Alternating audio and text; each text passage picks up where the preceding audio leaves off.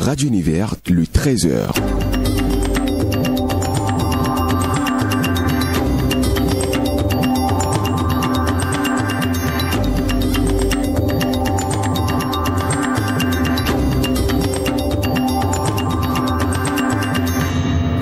Très heureux de vous savoir nombreux à l'écoute de la station universitaire. Bonjour mesdames, bonjour messieurs, bienvenue au journal. Au menu de cette édition, renouvellement du bureau exécutif fédéral, la campagne électorale a pris fin hier. Le successeur de Veritas Ntiso Kudogbo va être désigné demain dans les urnes par les étudiants dans les universités que couvre la fédération. Vous suivrez le constat fait par notre équipe quelques heures après la clôture de la campagne électorale dans ce 13h. Démarrage ce jour sur toute l'étendue du territoire national de l'examen blanc du certificat d'études primaires. À 2 semaines de l'examen proprement dit, ces écoliers sont soumis depuis ce matin à 2 épreuves, la lecture et l'expression écrite. Vous aurez plus de détails dans cette édition. Et puis en sport, le Bénin sauve l'honneur ce matin au mondial scolaire U18 en terre chinoise en venant à bout de l'équipe du Taïwan. De l'autre côté du championnat scolaire africain, les Guépardos ratent leur première sortie face à la Guinée. Les détails de ces rencontres et sur le match entre le Bénin et le Ghana pour le compte du tournoi UFOAB CAN U17 en pied d'édition avec Augustin Ahueleti. Ainsi se présentent les grands as de cette édition. Installez-vous pour les détails.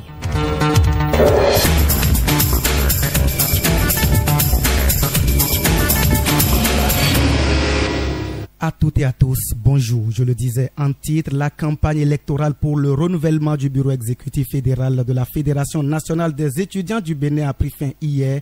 Les élections sont prévues pour demain selon les informations officielles dans les campus que couvre la fédération. Mais à quelques heures de la clôture de la campagne, les électeurs disent ne pas être au courant et l'université d'Abomey-Calavi reste inanimée. Le campus d'Abomey-Calavi n'annonce pas les couleurs d'une élection prochaine. Aucune affiche dans les lieux stratégiques, aucune manifestation de propagande, aucun responsable sur le terrain pour battre campagne. L'université est à l'image d'un jour ordinaire. Dans les lieux de repos, notamment les jardins, les étudiants et étudiantes ne sont pas approchés ni invités à aller voter le jour de l'élection.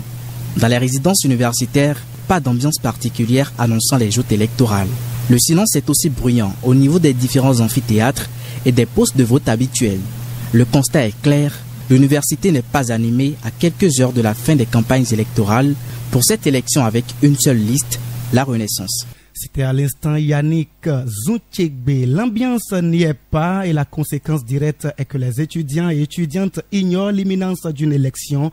La majorité affirme avoir juste lu quelques informations sur les canaux digitaux. Moi, je ne suis même pas du tout au courant de cela. Je n'ai pas vu. Mais j'entends parler de la FINEP quand même. Mais je ne sais pas de quoi il s'agit précisément. Ils parlaient des campagnes, mais ils étaient venus dans notre amphi. Ils parlaient de ça. Mais je ne connais même pas encore les candidats qui se présentent.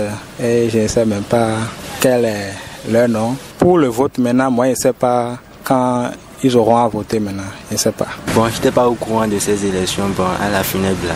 Les gens ne sont pas venus dans mon amphi pour nous informer par rapport à ça. J'aurais entendu, mais les responsables sont venus dans les amphis pour dire qu'il y a élection. J'ai aussi vu dans les forums les candidats qui sont présentés. Ils font des campagnes sans rien, je vais dire, sans rien parce que et ils ne nous ont pas donné aussi l'ambiance, genre, pour qu'on soit intéressé. Bon, en tout cas, moi, je suis en salle, mais les infos à propos des élections, bref, on n'a pas à savoir. Il faut noter que la liste La Renaissance est la seule en compétition pour cette élection. Hier, pendant que d'autres se réjouissent pas de fête de Pentecôte pour plusieurs étudiants de l'université d'Abomey-Calavi, ils étaient nombreux à prendre d'assaut très tôt dans la matinée d'hier les jardins et autres places publiques du campus pour préparer les évaluations de fin de semestre. Ils sont de la faculté des sciences et techniques face de la faculté des sciences humaines et sociales FACH ou encore de l'école polytechnique de l'université d'Abomey-Calavi. Je vous propose de les écouter. C'est la fâche. J'ai composition dans 2 semaines, quoi. Donc, je suis en train de m'apprêter pour la composition. Moi, je suis étudiant en sociologie, anthropologie, première année. Ah non, moi je suis venu sur le campus pour lire un peu mon cahier de cours, puisque bientôt, moi il y a composition à faire. Je suis venu ici pour faire quelques heures et encore repartir. Oui, aujourd'hui c'est l'année du Pentecôte, mais nous sommes là pour faire un peu de religion, puisque il me semble que c'est le 10 juin prochain que nous avons la session. Après les sessions là, on va faire la fête. Bon, je me prépare pour des sessions, c'est la géologie. J'apprends pour les sessions, je vais dire. D'autres sont sur le campus pour travailler avec leur maître de mémoire ou encore pour méditer et faire le bilan de leur parcours académique. Les réflexions ne sont pas les mêmes. En fait, quand moi je ne suis pas à côté des parents, il y a ça là aussi. Donc j'ai loué ici, les parents sont très loin, il y a ça là. C'est pourquoi moi je ne suis pas la fin de l'eau. En fait, en plus de ça, j'avais d'autres objectifs. Comment il faut faire pour finir l'année validée aussi. Comment il faut faire pour finir l'année, pour jouer sur les 2 bouts.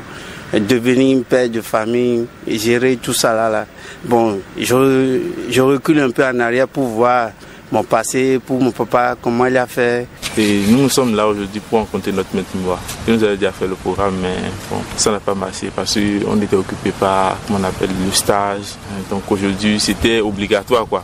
Bon, nous sommes là parce que la date de mémoire est prévue pour le vendredi. Donc du coup, concernant les mémoires, nous sommes en retard. Franchement, nous sommes en retard. Et le maître de mémoire nous avait déjà donné rendez-vous au moins 2 fois, comme ça on a raté, on n'était pas présent. Bon, concernant le truc de stage aussi et tout. Donc aujourd'hui, quand on nous a donné rendez-vous, on ne peut pas manquer.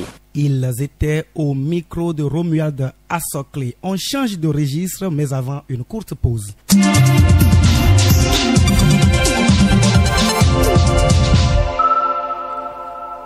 Les enfants candidats à l'examen du certificat d'études primaires CEP sont en essai blanc dès ce matin. Il s'agit du dernier examen blanc pour le compte de cette année scolaire 2023-2024. Dans la matinée de ce jour, ils ont été soumis à 2 épreuves, celle de la lecture et celle de la rédaction appelée expression écrite. Le sujet à leur réflexion est tiré de l'actualité.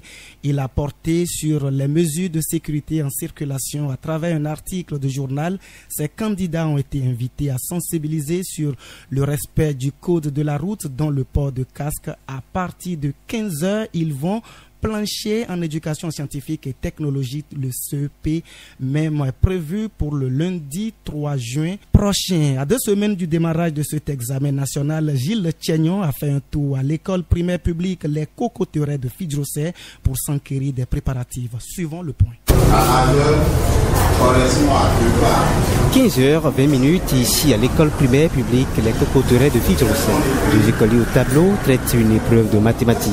Ce travail se fait avec l'accompagnement de leurs camarades sous la supervision de leur directeur. Ils s'attellent à trouver les réponses. Le directeur n'intervient que lorsque les enfants sont en difficulté. Le programme étant terminé, l'heure est à la révision, explique Claude Gousson, le directeur du groupe B de l'école. Depuis bientôt 3 mois, disons, on a fini définitivement avec les leçons. On est en train de traiter que des épreuves. Dans la classe de CM2, Louise Padonou, directrice du groupe A, les élèves composent comme en situation d'examen. La note obtenue après la correction des copies rassure la directrice que ces candidats au CEP ont bien assimilé les leçons. Actuellement, c'est une séance qui consiste à administrer dans la matinée 3 épreuves aux candidats et dans la soirée, on corrige ces épreuves avec eux. Ils sont mis dans les conditions des examens afin de les préparer davantage à réussir à leurs examens. Ils arrivent à bien réagir. L'examen du certificat d'études primaires commence le 3 juin prochain. Grâce aux révisions, les écoliers de l'EPP Les Cocoterets que nous avons rencontrés confient être déjà prêts pour les épreuves du CEP prévues dans environ 3 semaines. Je me sens très bien.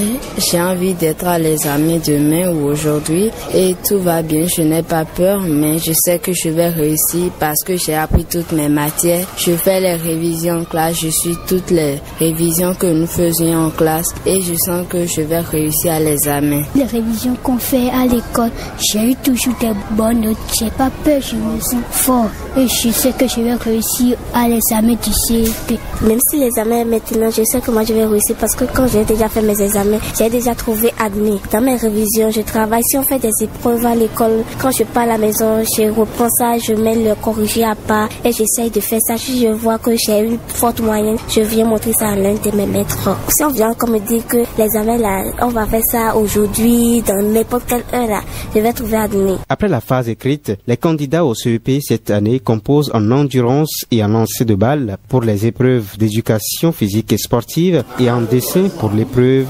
d'éducation artistique.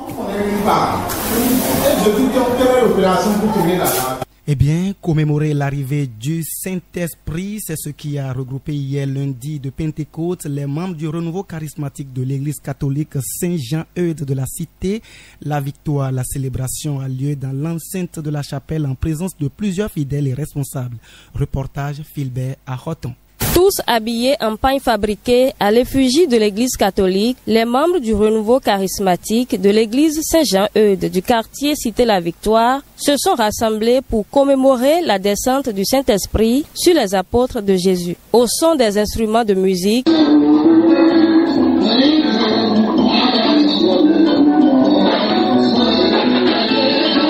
des cantiques, ces fidèles esquissaient des pas de danse pour louer et rendre grâce à Dieu.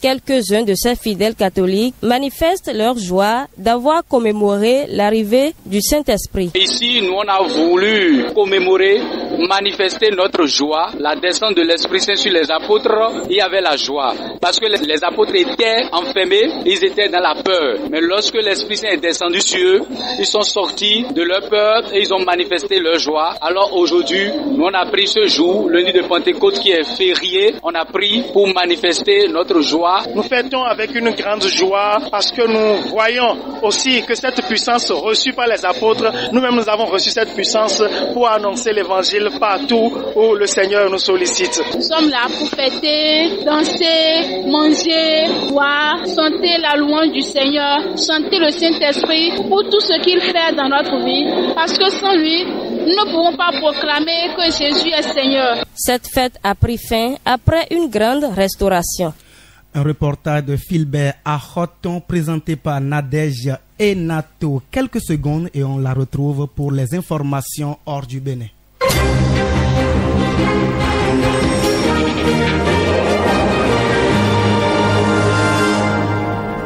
Bonjour Nadège. Satuné Oulou, bonjour à tous nos auditeurs.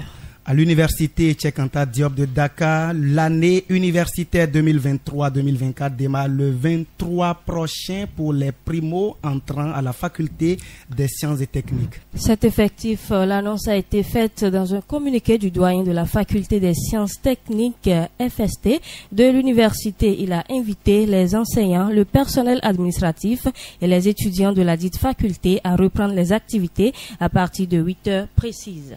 Les candidats au bac composent depuis hier les épreuves sportives du baccalauréat session 2024 au Gabon. Ils sont au total 23 642 candidats répartis dans 51 centres appelés à passer ces épreuves sportives du baccalauréat session 2024 au Gabon. Le lancement officiel des épreuves a été fait dans plusieurs centres d'examen de Libreville par la ministre gabonaise de l'Éducation nationale Carmelia Ntoutoumé-Leclerc. Selon la ministre, le lancement des épreuves a été maintenu un jour férié, en l'occurrence le lundi de Pentecôte, dans le souci de respecter le calendrier des examens de l'année universitaire 2023-2024. À cette occasion, le membre du gouvernement a annoncé l'ouverture de plusieurs nouveaux centres de composition dans plusieurs zones reculées et enclavées afin de rapprocher les centres des familles.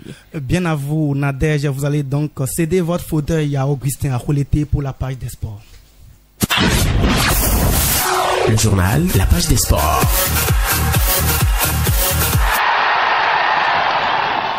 Augustin, bonjour à vous. Bonjour Satuné Oulou.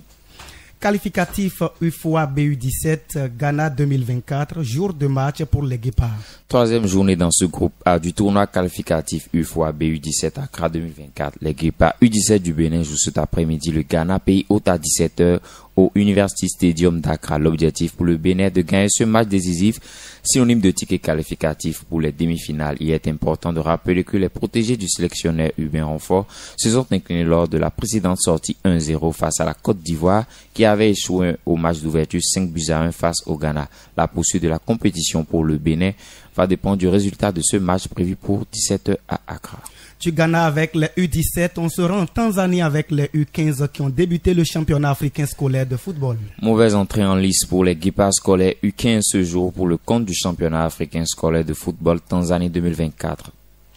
Devant les champions en titre, la team du sélectionneur Edmé Kodjo a trébuché. Score à l'arrivée 2-1 en faveur du Sili national.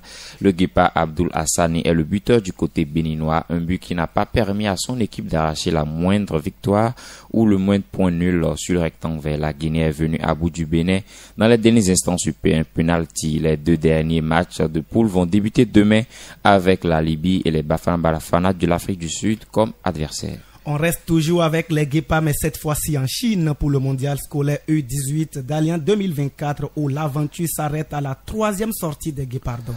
Pour cette dernière rencontre de poule qui s'est déroulée ce matin, les poulains du sélectionneur Séverin Danha ont pris le dessus sur l'équipe du Taïwan 2-1. Une victoire insuffisante pour l'équipe scolaire béninoise qui termine à la troisième place du groupe G avec 4 points. Un groupe dont le leader l'Ouganda avec 7 points, suivi du Kenya 6 points. Les Guépards du Bénin ne vont pas rejoindre les quarts de finale, mais vont rester dans la compétition pour les matchs de classement. Augustin, pour finir, le gouvernement béninois, à travers son ministre des Sports, œuvre depuis quelques mois pour l'essor du projet des classes sportives. Exactement, Sartunet. Dans cet élan, de nouvelles dispositions ont été prises pour faciliter cette dynamique. Suivez Germain Macédé dans cette production.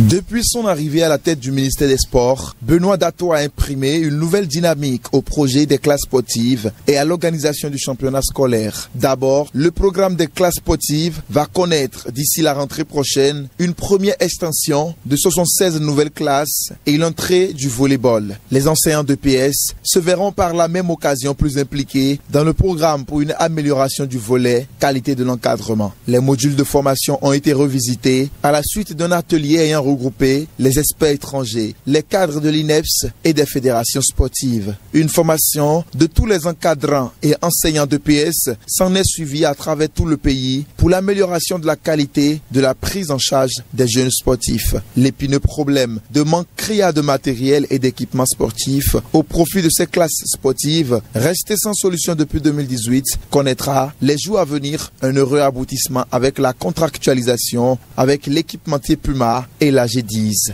Un succès de la gestion RC sur les résultats instaurés par l'actuel ministre Benoît Dato. Quant au championnat scolaire, il retrouve progressivement l'engouement du passé, surtout avec le pari de son organisation avant les grandes vacances scolaires. La synergisation entre le ministère des Sports et celui de l'enseignement secondaire, technique et de la formation professionnelle fait régner un climat de confiance entre les différents acteurs, condition indispensable pour l'obtention des résultats escomptés. La mise en place des commissions de détection depuis la phase communale et à tous les niveaux de la compétition permet de ratisser large. Nous avons la certitude que ce championnat nous donnera à la fin de cette édition des sélections départementales qui vont s'affronter dans une nouvelle compétition à caractère régional. Le sport béninois a de beaux jours devant lui.